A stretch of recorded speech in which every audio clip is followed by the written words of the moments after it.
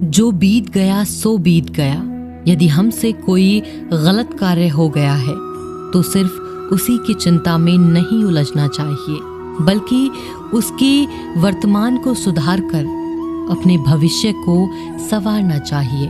दुनिया की कोई भी चीज कितनी ही कीमती क्यों ना हो, पर भगवान ने आपको जो नींद, शांति और इनसे भी ज्यादा जो जीवन दिया है, उससे ज्यादा कीमती कोई और चीज नहीं। अच्छा वक्त उसी का होता है जो किसी का बुरा नहीं सोचते, और ऐसे व्यक्तियों की समस्त प्रकृति भी मदद करती है। अनुभव कहता है कि लोगों को इस बात से कोई मतलब नहीं कि आप खुश हैं। उन्हें बस फर्क इस बात से पड़ता है कि आप उन्हें खुश रखते हैं या नहीं। सिर्फ दिखाने के लिए अच्छा मत बनो। परमात्मा तुम्हें बाहर से नहीं बल्कि अंदर से जानता है। अगर आप बहुत बुरे वक्त से गुजर रहे हैं तो चलते रहिए, रुकिए मत। एक दिन बुरा वक्त जरूर गुजर जाएगा।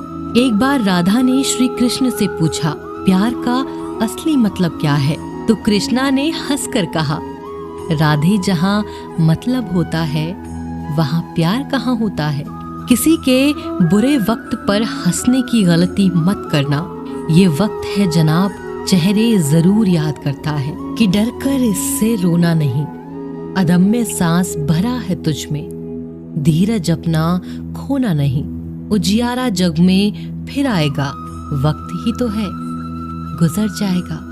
पोंछ ले गम के आंसू अपने, बीज समझकर बोना नहीं। छोड़ा जिसने साथ तुम्हारा, यादों को उसकी ढोना नहीं। खुशियों का पल फिर आएगा, वक्त ही तो है, गुजर जाएगा। एक बार एक इंसान बहुत दुखी था। वो अपनी जिंदगी में कुछ समय से बहुत सारी मुसीबतों से जूझ रहा था। वो हमेशा सोचता था कि मैं अपनी जिंदगी के लिए, अपने बीवी बच्चों के लिए कुछ नहीं कर पा रहा हूँ। इसके साथ मैंने खुद के लिए भी जिंदगी में कुछ नहीं किया।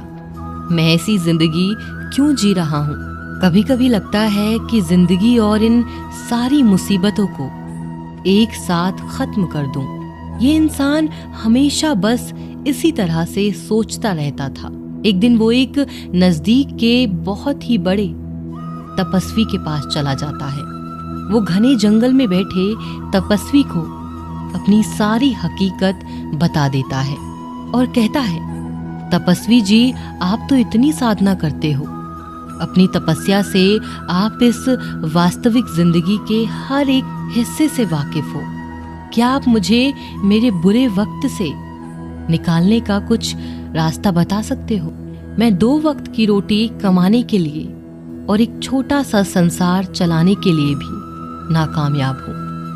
मैंने ज्यादा पढ़ाई लिखाई भी नहीं की। मैं एक साधारण सा इंसान हूँ। मुझे कुछ भी करके इस बुरे वक्त से बाहर निकलना है।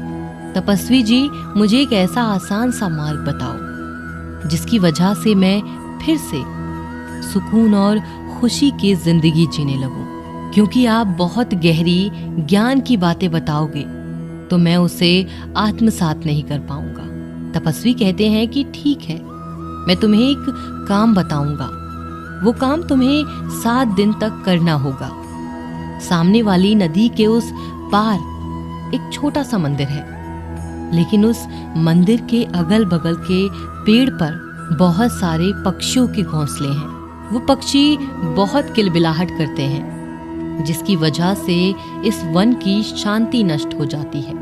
तुम उस पक्षियों के घोंसलों को लगातार 7 दिन तक तोड़ते रहो।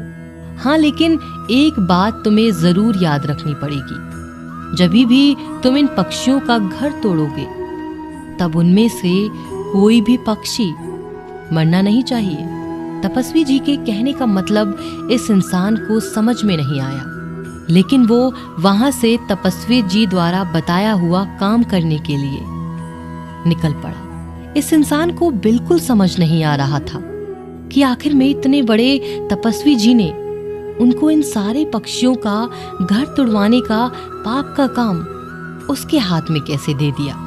जब ये इंसान नदी के उस पार पहुंचता है तब बहुत ही प्रसन्न वातावरण में उसे पक्षियों के बहुत सारे घोंसले दिखाई देते हैं। वो इन सारे पक्षियों को देखकर सोचता है, अरे ये पक्षी तो कितने सारे मेहनत के साथ कण कण इकट्ठा करके अपना घोंसला बना रहे हैं, अपने परिवार को चला रहे हैं, और मैं इनका घर तोड़ने जा रहा हूं। लेकिन फिर भी उसने तपस्वी जी की बात याद करके इन सारे घोंसलों को तोड़ना शुरू कर दिया। देखते देखते ही सारे पक्षी घबरा गए और अगल बगल में दूसरे पेड़ पर जा बैठे और सुरक्षित जगह ढूंढने के लिए किलबिलाहट करने लगे। देखते देखते पक्षियों का बड़ा घोंसला टूट गया। ये इंसान उन सारे घोंसलों को छोड़कर अपने घर लौटने निकला। इस इंसान का मन बहुत दुखी था, वो बहुत उदास नजर आ रहा था। रात में लेटे लेटे वो सोचने लगा कि मैंने तो इन पक्षियों का घोंसला तोड़ दिया, आज इनका पूरा घर टूट गया। जो काम तपस्वी जी ने बताया था वो काम तो मैं पूरा कर चुका हूँ, पर अभी वापस जाने से क्या फायदा होगा। दूसरे दिन सुबह इंसान फिर से एक बार इन पक्षियों के घोंसले तोड़ने के लिए नदी पार करके चला गया।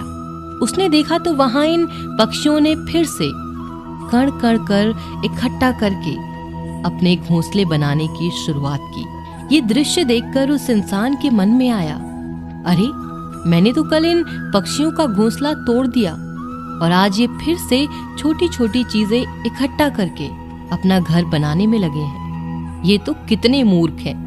और ये देखकर उसको थोड़ा बहुत हंसने को हुआ, लेकिन फिर भी वो तपस्वी जी की बात याद करके उन पक्षियों का घोंसला तोड़ने लगा। देखते देखते फिर सारे पक्षी पहले जैसे अपनी जान बचाने के लिए इधर उधर उड़ने लगे और फिर इस मनुष्य ने लौटने से पहले इन पक्षियों के टूटे हुए घोंसलों पर ठंडा पानी डाल दिया, जो ये पक्षी फिर से एक बार ये घोंसला ना बना पाए। वो फिर से अपने घर लौट गया और रात में बिस्तर में लेटे लेटे सोचने लगा, तपस्वी जी के कहने पर तो मैंने इन पक्षियों का घर दोबारा तोड़ दिया, पर ये तो गलत काम है। क्या सच में ये तपस्वी जी ही हैं? या फिर ये कोई गलत इंसान है जिसे सिद्धि ना प्राप्त हुई हो और मुझे बेवकूफ बना रहा हो? जाने दो, मैं पहले उनके द्वारा बताया हुआ काम पूरा करता हूँ और ये सब बाद में देखता हूँ। सब कुछ बाद में पता चल जाएगा। तीसरे दिन सुबह सुबह ये इंसान उठकर नदी पार करके उन पक्षियों के घोंसले की ओर चला और देखता है वहां पर तो उस इंसान को कोई घोंसला नजर ही नहीं आ रहा, ना पक्षी नजर आते। वो सोचता कि अभी तो ये पक्षी यहाँ से चले गए, तो अभी तो मेरे पास इस जगह आने का क्या फायदा। मैं तो अभी उन तपस्वी के पास जाऊंगा और उनको बताऊंगा। ये इंसान सिर्फ मुड़कर नदी पार करके तपस्वी की ओर जाने निकलता है। तभी उसको वहां पर एक नया और बड़ा घोंसला देखने को मिलता है जो इन पक्षियों ने बनाया होता है। यानी ये पक्षी अपने नए घोंसलों को बनाकर वहां पर वास कर रहे थे। ये देखकर ये इंसान सोचता है कि शायद तपस्वी जी को पता था ये पक्षी अपना नया घोंसला बनाकर दूसरी जगह नया घोंसला बनाकर रहने लगते हैं, इसीलिए ही उन्होंने मुझे इन पक्षियों का घोंसला तोड़ने के लिए कहा था। लेकिन इस सारे दृश्य को देखकर ये इंसान कमजोर पड़ जाता है, क्योंकि इंसान भी पहले से ही वक्त का मारा हुआ था। उसको लग रहा था कि शायद हमको इन पक्षियों की मदद करनी चाहिए। इसके अलावा हम तो इन पक्षियों का घर तोड़ रहे हैं। वो इंसान तपस्वी जी द्वारा बताए हुए काम को बस निभा रहा था। वो फिर एक बार इन पक्षियों का नया घोंसला भी तोड़ देता है और वापस लौटने के लिए निकलता है। जब वो अपने घर वापस लौटने के लिए निकलता है तो इस बार पहले से ज्यादा दुखी था। वो सोने से पहले फिर सोचने लगा कि मैं कितना बुरा हूँ, शायद मैं शैतान बन गया हूँ। मैं इन पक्षियों को उनका नया घर तक बसाने नहीं दे रहा।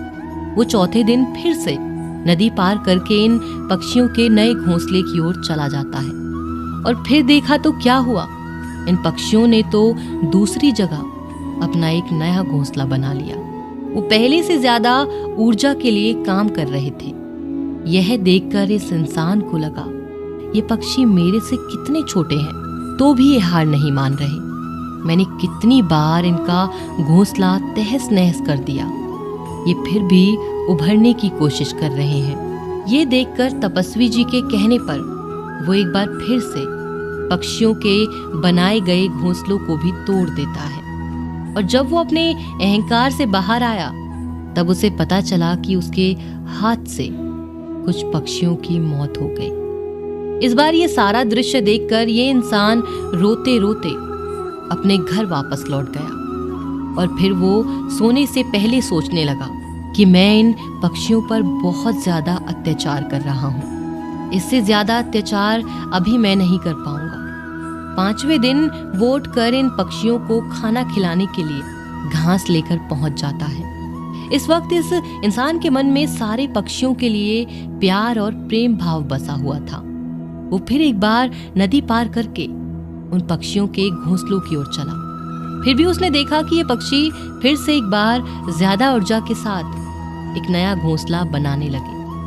उसने इन पक्षियों को खाना खिलाया और अगले 3 दिन तक बिल्कुल ऐसा ही करता रहा। 7 दिन के बाद जब ये इंसान उन्हीं तपस्वी जी के पास जंगल में पहुंचा और कहता है, तपस्वी जी आपने जैसा बताया था मैंने वैसा ही किया।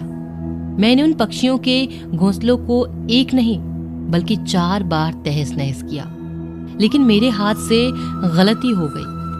चौथे दिन उनके घोंसले तहस नहस करते वक्त मेरे हाथ से कुछ पक्षी मर गए। मैंने अपना काम पूरा नहीं किया और मुझे पता है कि आप मुझे वो तरीके नहीं बताओगे जो मुझे मेरे बुरे वक्त से बाहर निकाल सकते हैं, लेकिन मुझे नहीं लगता तपस्वी जी मैंने कुछ गलत किया है।